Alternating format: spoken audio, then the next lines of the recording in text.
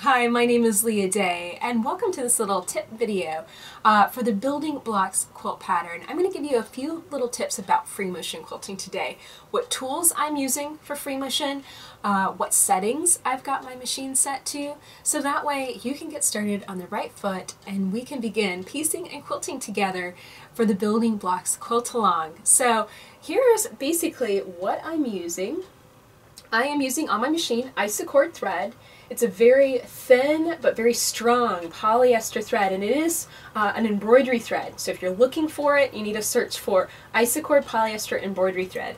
I am using white thread, and yes, I know this is going to contrast with my quilt blocks, but this is a good thing. We can see what we're doing whenever we have a lighter thread on top of a darker fabric, and it's going to make seeing our stitches and knowing what's going on so much easier. So I'd really encourage you to pick a lighter color with a darker fabric.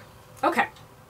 A few other things you're going to need around. I like to have a little seam ripper just for cutting my threads. I don't rip very much, but it's nice to have it around. Screwdriver, because you will need to change your needles at least once or twice while we make this quilt. I do wear gloves while I'm quilting. You'll see this in all of the videos. What these help, these are Machinigers quilting gloves, and they have little rubber tips on the end.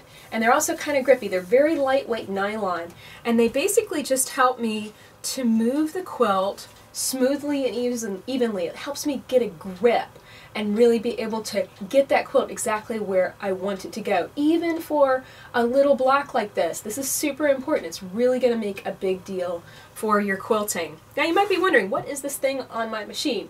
This is the Supreme slider. This is actually the queen size. It's really big, and it's basically a Teflon sheet.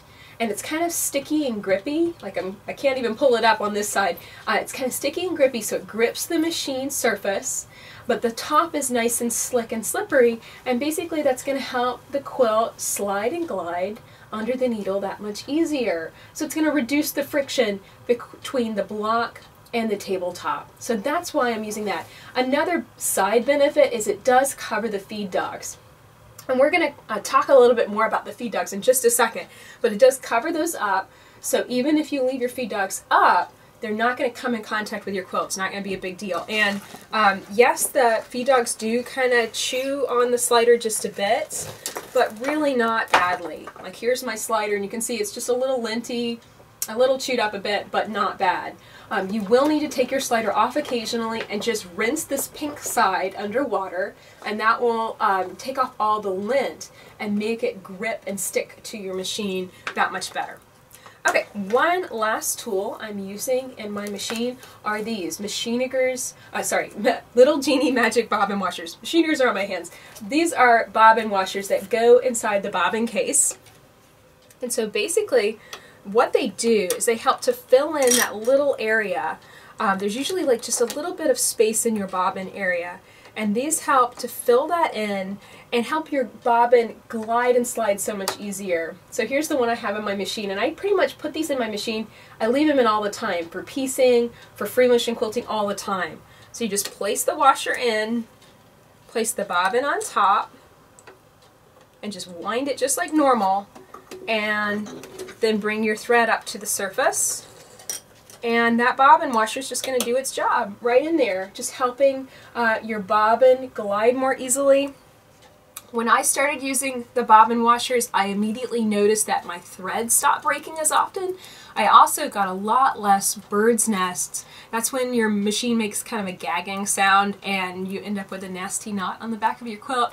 I find that that happens a lot less often whenever I use the Little Genie Magic Bobbin Washers. And like I said, I put them in all my machines.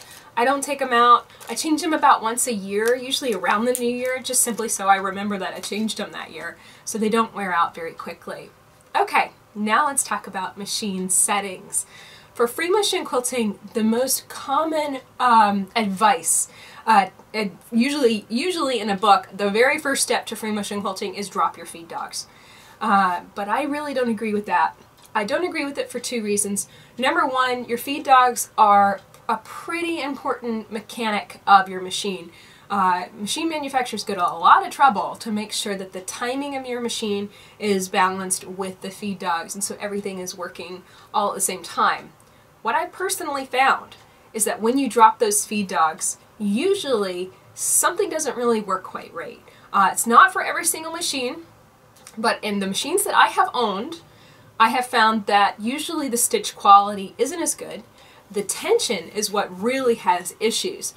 Most specifically, like little dots, a lot more common in the back and the surface of the quilt. Just weird stuff that you can't adjust away. And the issue is the feed dogs are not working. The bobbin is not really, it's not feeding the way it should be.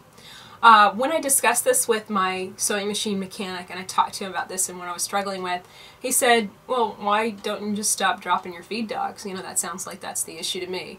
And that was kind of a eureka moment for me where I was like, well, why am I doing this? Do I really need to? Around that time too, I was noticing that, I was free motion quilting so much, I was forgetting to drop them and I was seeing better stitches. So here's what I do now, and this is what I've been doing for years, and it works really, really well. Leave your feed dogs up in normal position, exactly where they are all the time. For piecing, for applique, for garment sewing, leave your feed dogs alone. Basically, don't touch them, okay?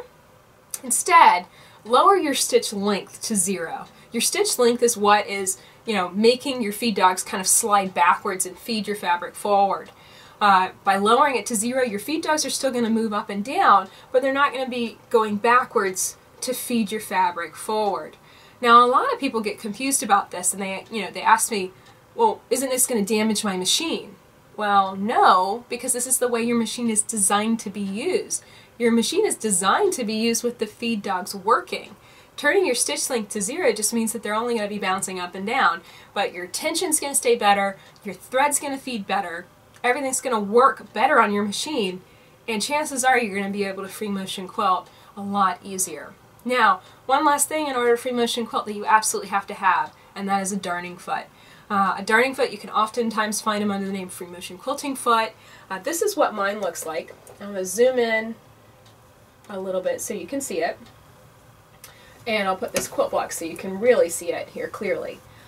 Basically, the darning foot is designed to hover, and if I can move in the right direction I can show you this. It's designed to hover over the quilt so you can slide your quilt block underneath it smoothly and evenly. One thing I really like to look for in a darning foot is an open toe so that you can clearly see your needle. When you drop your needle down into the quilt, you can absolutely see where that needle is hitting. So that let's say you wanted to travel stitch or stitch in the ditch, you would be able to see that your needle is exactly hitting that ditch, it's exactly hitting that line of quilting. Okay, so what if you don't have a foot like this? Or what if your machine didn't come with a foot at all? Well, in that situation, you're going to need to do some Google searches. You're going to need to do a little bit of work. First off, you're going to need to know if your machine is compatible with generic feet. Generic feet are pretty much feet that are designed to fit with a certain range of machines. And they're usually called universal, high shank, or low shank. And so what you need to do is just do a little Google search with your machine name with shank, okay? That's going to let you know somewhere online you're going to find a page that says your machine is high shank or your machine is low shank. Now if you can't find that information, or if your machine is not compatible with that, if it's only a brand name foot, such as Bernina can only be compatible with Bernina feet. Certain Genomis, like my Genomi machine, is not compatible with a generic high shank. It's just not. Then you're going to need to go to that specific machine manufacturer, that dealer, and find your foot there. So that's where you're going to find a foot if you can't find a universal generic foot. If you are compatible with universal generic, then you can pick up a generic darning foot at my quilt shop, leahday.com. And I also share a video there on how to modify that foot, how to break it, how to make it excellent for free motion quilting. So make sure you do the modification. So that's it for this video on the tools and materials and settings I'm using on my machine. I hope this has helped you understand what's going on, specifically what you see in the videos, answers any questions that you have.